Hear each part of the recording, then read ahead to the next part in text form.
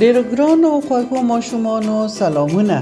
هیله لرم چې ټول جوړ روغ خوشحاله وئ او راغلي وئ چې خپل نوی درس هم واروئ او زده یې کړئ. خپل درسي چینل ته بیا هم ډیر ښه راغلاست. بیا به هم خپل نوی درس د بسم الله الرحمن الرحیم په مبارکه کلمه پیل کړو، ځکه موږ تاسو شکر مسلمانان یو. د تیرې ورځې درسم کوم درس و؟ د الف، ب، پ، ت، س سره موږ څه وکړل؟ د الف حرف م یو ځای کړ. یوازې د الف په سر مد یو ځای شه چې آ غږ یې وکړ. نور د ب، پ، ت، س سره موږ د الف حرف یو ځای کړ چې کلمه م ته جوړه کړه.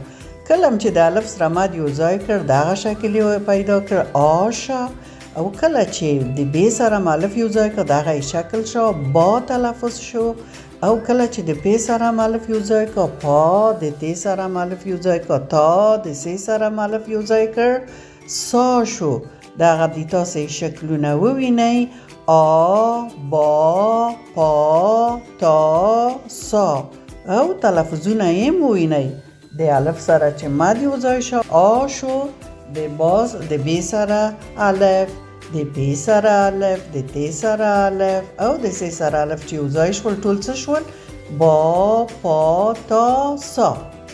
اوس به وګورو چې د نن ورځې نوی درسم کوم حرفونه دي چې د الف سره یو ځای کیږي.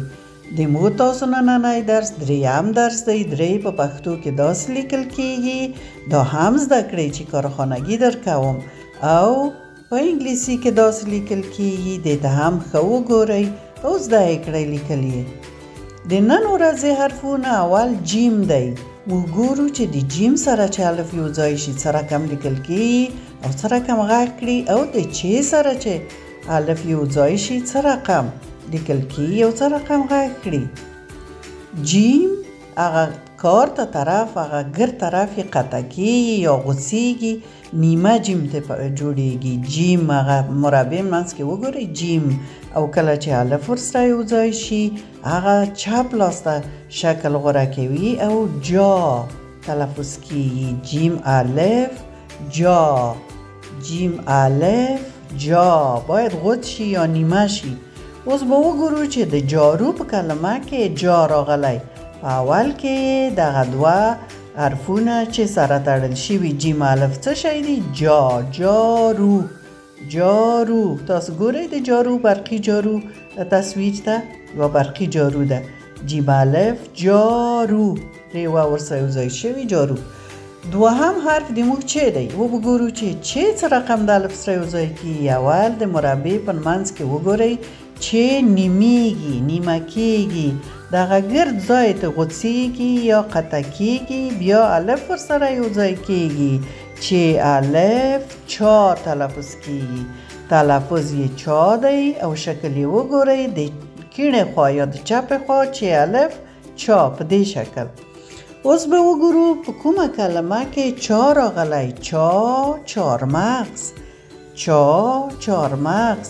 تاسو ګورئ د چارمغز تصویر په اول سر کې چې الف چا راغلی او مغز ورسره یو ځای شوی چار مغز، ری او مغز، چار مغز.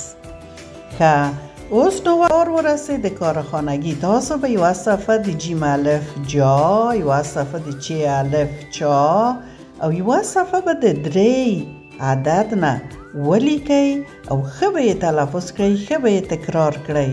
خپل چینل مو که نوي سبسکرایب کړئ سبسکرایب یې کړئ چې ټول درسونه ولیدای شئ. نور مو وخت پوره شه. د خدای په امان.